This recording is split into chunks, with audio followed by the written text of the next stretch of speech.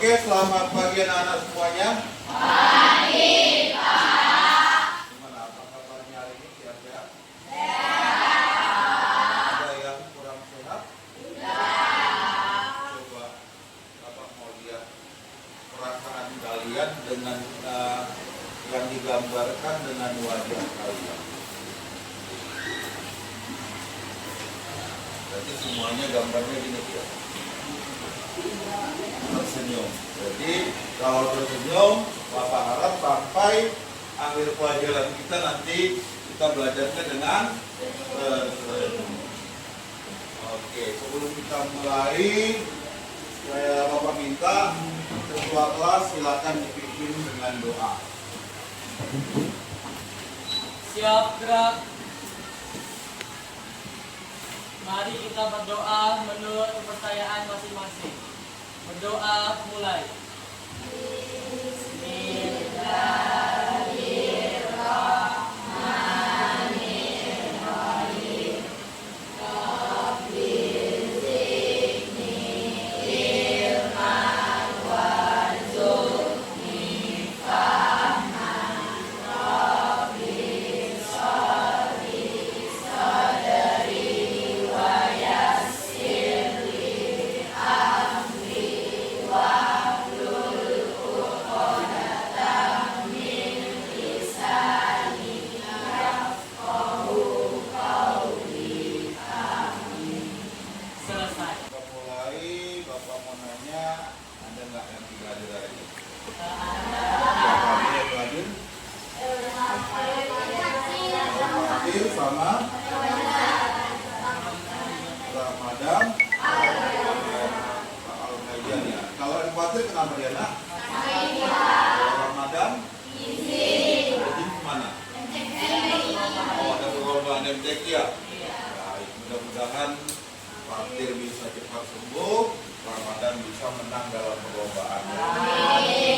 Oke, sekarang kita masuk pelajaran kita, coding dan kecerdasan artifisial. Di SD mungkin kalian belum pernah belajar ini ya? Atau informatika di SD ada nggak? Ada.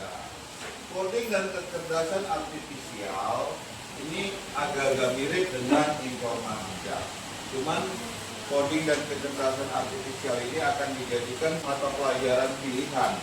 Anak-anak yang berminat tentang kecerdasan artifisial bisa memilih pelajaran ini nantinya.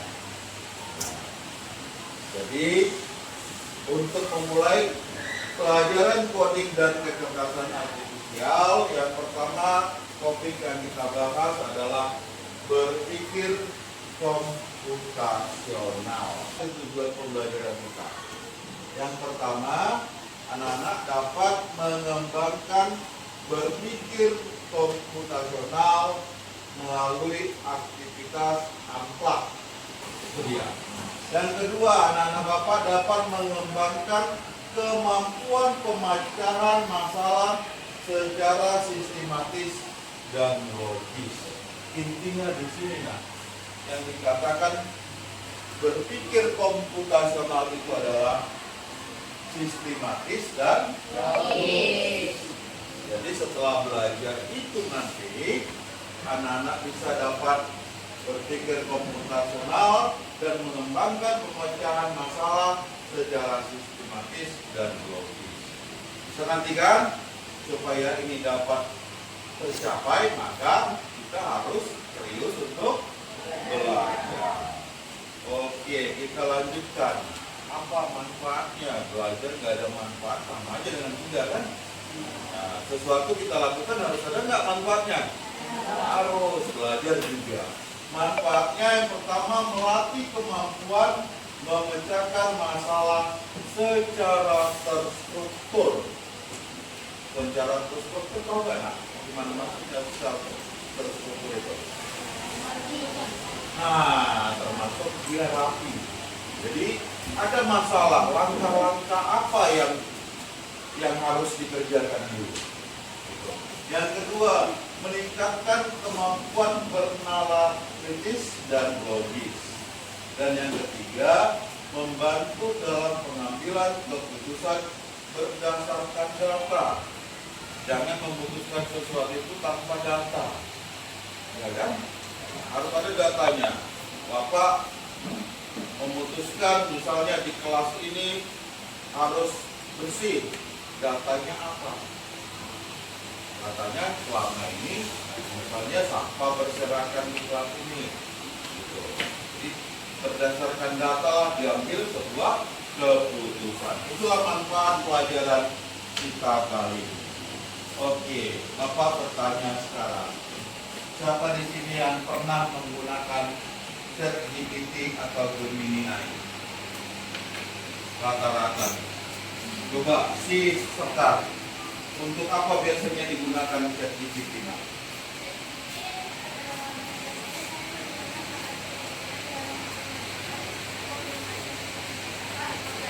Oke, kalau kebingungan dalam menyelesaikan suatu masalah pelajaran. Oke, siapa lagi tadi? Dari sebelah sini. Kalau kamu biasanya menggunakannya untuk apa, nak?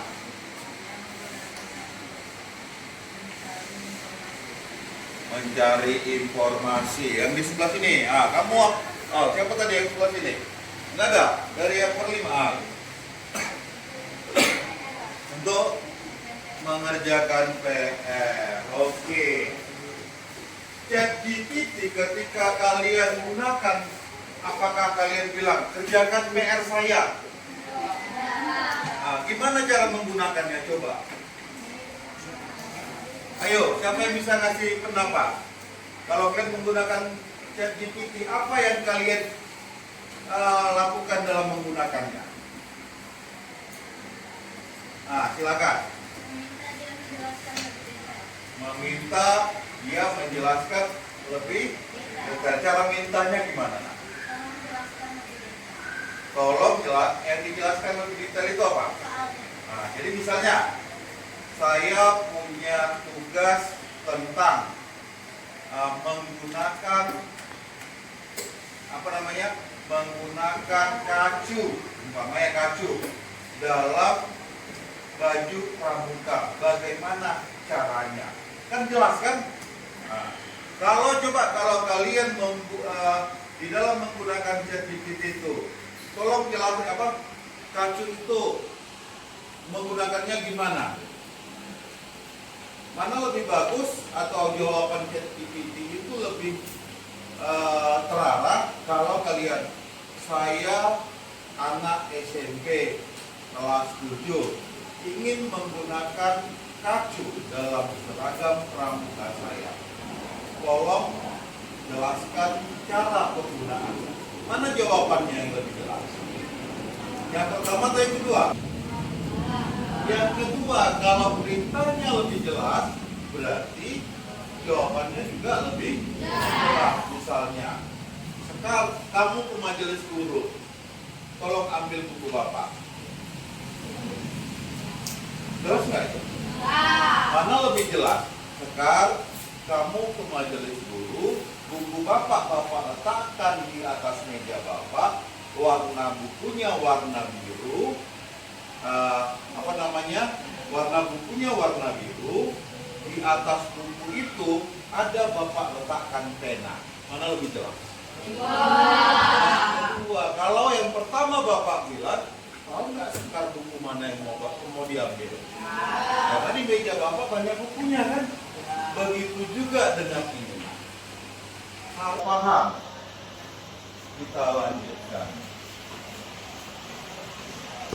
Secara garis besarnya, berpikir komputasional itu, yang pertama, ada beberapa hal di dalam berpikir komputasional, komponennya. Ada 4. Komponen pertama, ini dia. Kalau kalian menggambar rumah dengan pemandangannya, modelnya seperti ini, yang duluan kalian gambar itu apanya? Rumahnya atau langsung duluan rumputnya? Rumahnya. Tidak duluan kalian gambar awannya, tidak duluan kalian gambar pohonnya, tetapi adalah gambar rumahnya. abstraksi namanya. Fokus ke hal yang paling penting. Karena apa yang penting itu adalah gambar rumahnya dulu. Yang kedua, di kamar siapa yang sering kayak gini? Hah? Ayo, kamar siapa yang sering kayak gini? Hah? Oke. Untuk merapikan ini, mana duluan yang kalian lakukan? Untuk merapikan ini pasti duluan lipat baju. Tidak mungkin baju masih berserak di lantai, di tempat tidur, tetapi kalian sudah ambil sapu.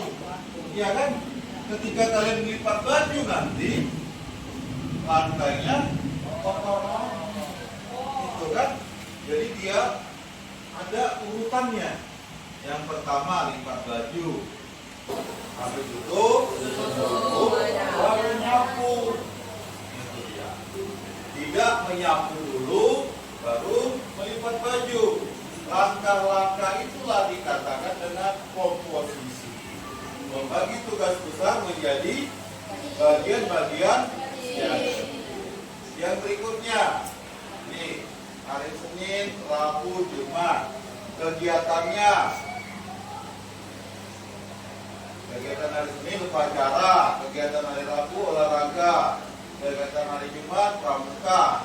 Barang yang mau disiapkan untuk hari Senin pada saat upacara apa yang dibutuhkan? Nah, hari Rabu dalam olahraga. Hari Jumat ini kegiatan dilakukan secara berulang-ulang kan? Dilakukan secara berulang-ulang. Dia menjadi terpola. Membuat es teh, panaskan air, masukkan teh celup, tambahkan gula, baru aduk hingga larut. Setelah itu baru tambah es batu.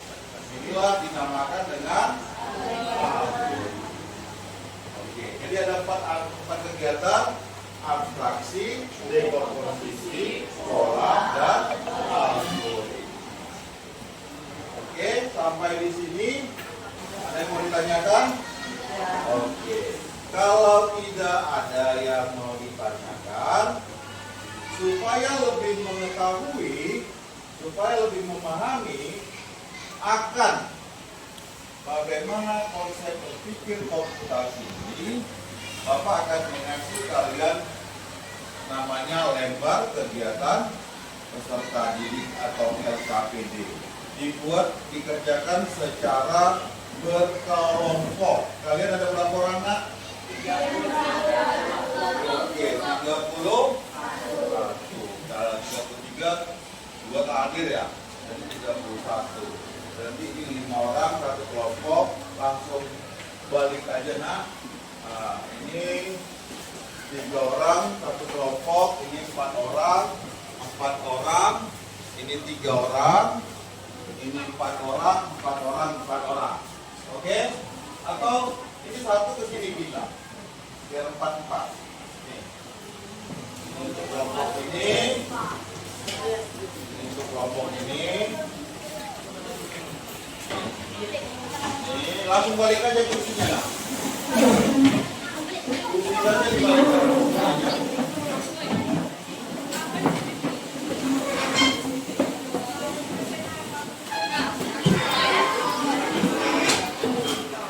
Oke, coba perhatikan.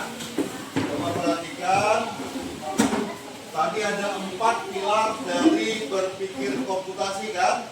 Yang pertama dekomposisi, yang kedua pengenalan pola, yang ketiga abstraksi, yang keempat algoritma. Jadi di sini Bapak ada kasih kasus kalian. Kasus pertama, si Bayu ingin membuat secangkir teh manis. Bla bla bla bla bla nya aktivitasnya.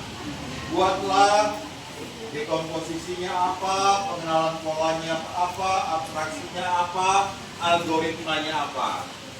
Baru kasus kedua.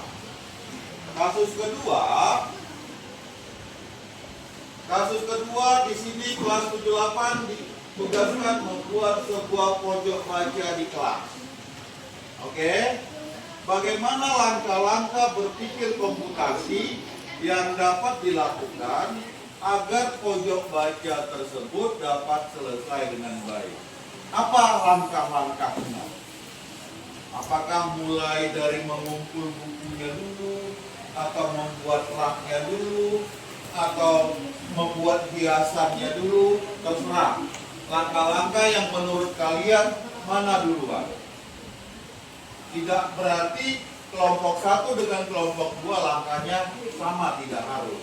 Tetapi kenapa langkah kelompok 1 dari membuat raknya duluan, kelompok 2 mengumpulkan bukunya duluan? Ada alasan tersendiri masing-masing kelompok. Paham nak yang mau dikerjakan? Oke, setelah dikerjakan kasus 1, kasus 2, ada refleksi. Setelah itu penilaian diri. Menurut kalian sudah paham nggak? Kalau paham, checklist.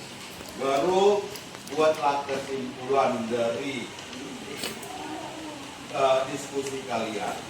Setelah itu nanti kalau waktunya sempat, masing-masing kelompok memaparkan hasil diskusinya. Kalau tidak sempat, nanti kalian ada 1, 2, 3, 4, 5, 6, 7, 8. Berarti 3 atau 4 kelompok nanti yang memaparkan hasil diskusinya.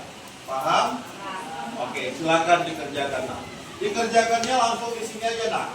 Di lembaran kosongnya.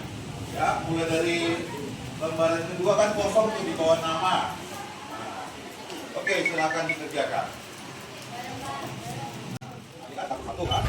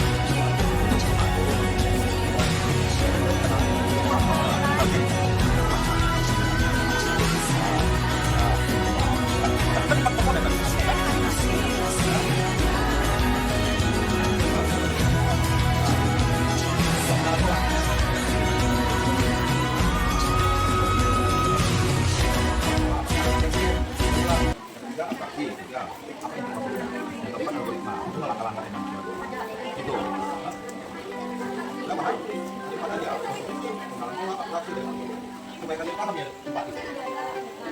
Bisa kan? Ini pegang di mana? Kasus dua, oke. Nah, kalau kasus dua langsung ke langkahnya aja, yang algoritmanya aja, algoritmanya aja. Kasus dua kan?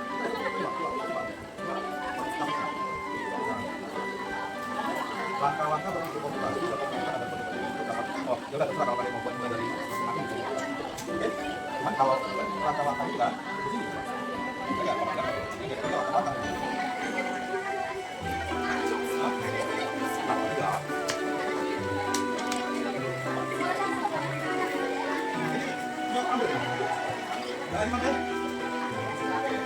Oke, waktunya 5 menit lagi ya. Mengompletkan yang diminta langkah-langkah. Nah, langkah-langkah itu yang mana tuh? Hah? Algoritma. Jadi yang nomor satu hanya algoritmanya aja. Ya.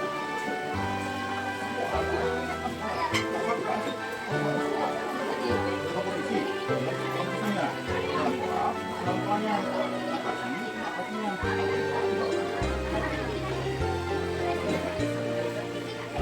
Ya, kasus gua nanya kita langkah-langkahnya aja lah. Tidak satu orang.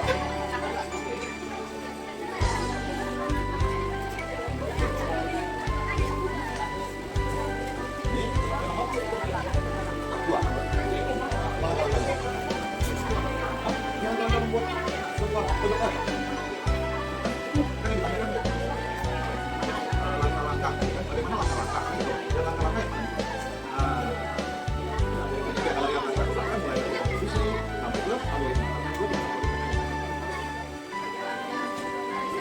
Ada yang udah sampai refleksi?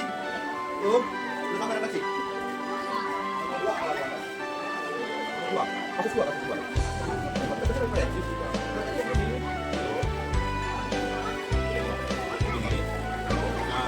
Nah, cepat ya. Biar tinggal ini.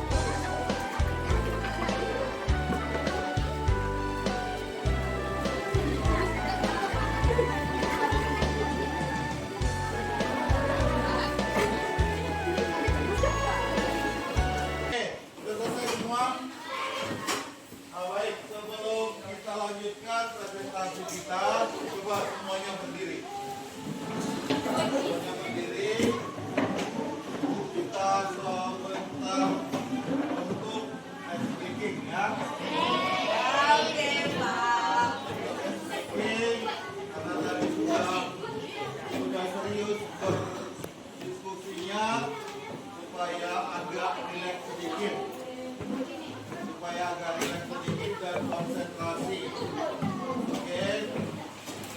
Ice breakingnya ikuti kata Bapak. Kuncinya di situ. Ikuti kata. Kalau Bapak bilang ke depan gini, ke atas gini, ke samping gini, ke bawah gini. Atas, depan, samping, bawah. Atas, depan, samping, bawah. Atas, depan.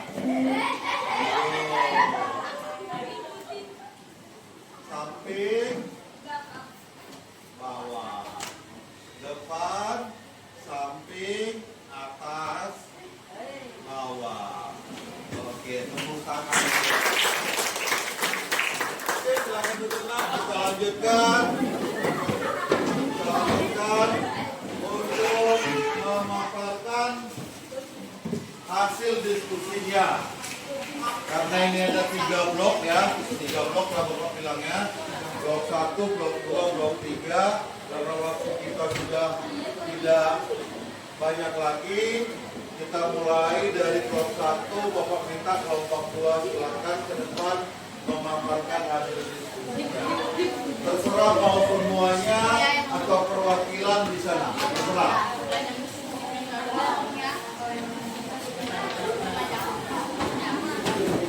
Yang lain dengarkan lah, dengarkan. Yang lain dengarkan. Gibran, dengarkan Gibran.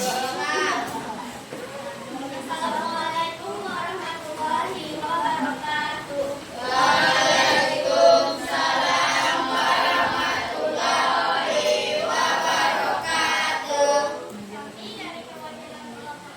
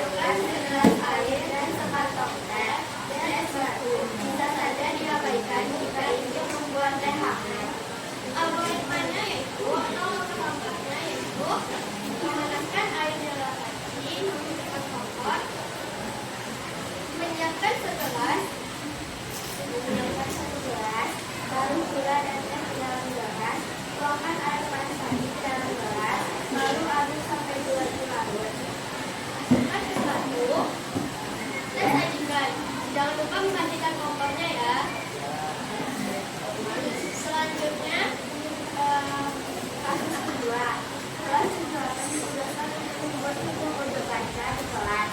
Bagaimana langkah-langkah menuju komputasi dan bagaimana buku orang tersebut dapat membaca dengan baik? Algoritmanya yaitu mengumpulkan semua fiksi atau fiksi yang telah dibawa oleh siswa-siswa kelas 9 memutuskan mana yang fiksi dan mana yang bukan fiksi, memberikan nomor atau nomor urutan dari buku-buku tersebut, menyiapkan rak buku, menaruhnya secara jenis seperti fiksi, di mana fiksi di sini dan bukan fiksi di sini, menambahkan hiasan menggunakan meja diskusi. Refleksi dari algoritma ini adalah dapat menyelesaikan suatu masalah di kehidupan sehari-hari. Contohnya yaitu pengalaman saya menerapkan berpindah komputasi pada aktivitas sehari-hari adalah menyusun jadwal pelajaran untuk dibawa ke sekolah besok hari, yaitu menyusun jadwal pelajaran sesuai urutan dan jam mata pelajarannya dan mengurutkan sesuai ukuran bukunya. Sekian dari perwakilan kelompok 2. Kami tutup dengan Assalamualaikum warahmatullahi wabarakatuh.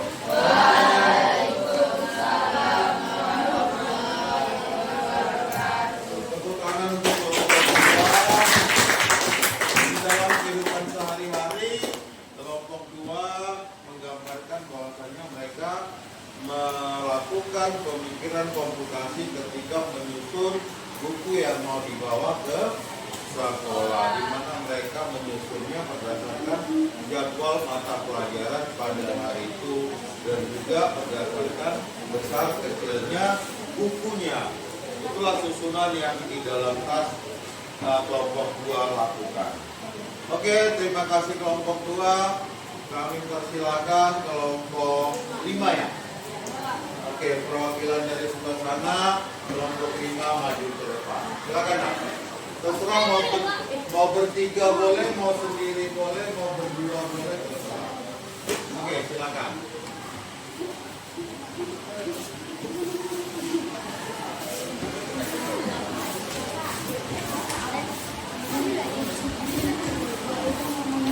Oke, yang lain diperhatikan apa yang disampaikan oleh kelompok 5.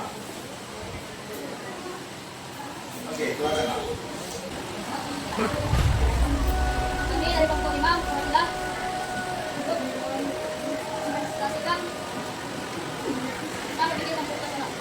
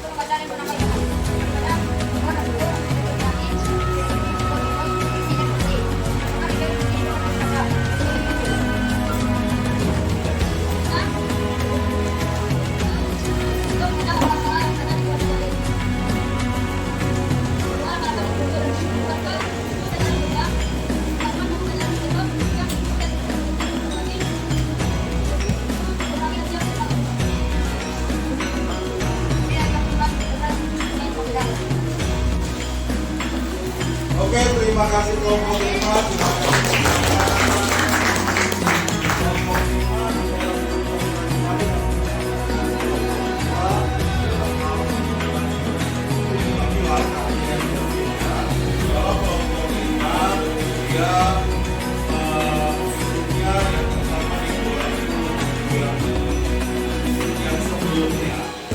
habis itu disusun buku yang baru berdasarkan besar bukunya, nah, sehingga dia bisa dengan rapi di dalam tas. Terima kasih.